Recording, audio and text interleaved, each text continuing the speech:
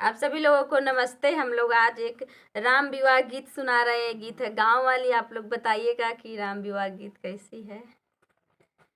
बाबा के बगिया में बोले कोई लरिया हो, सुगना बोलेला सीता राम जी,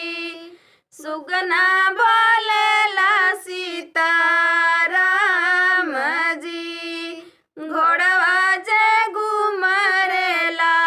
वही घोड़ सरिया हो, हथिया लवंगिया के डारे जी,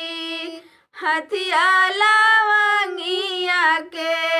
डारे जी, मड़वा में बैठल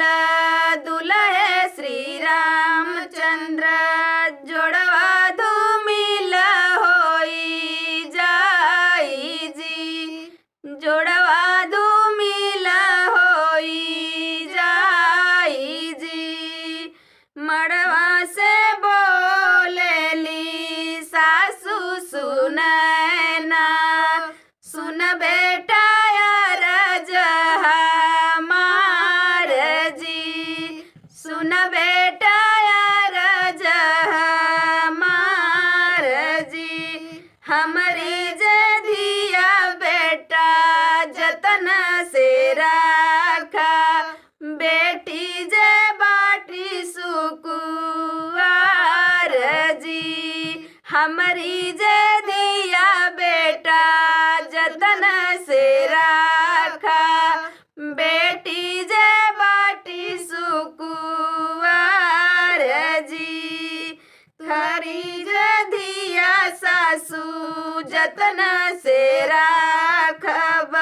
राखब नयनवा के बीच जी, तुहरी जे धिया सासू जतन से राखब, राखब नयनवा के बीच जी, खड़ चिरऊ जी के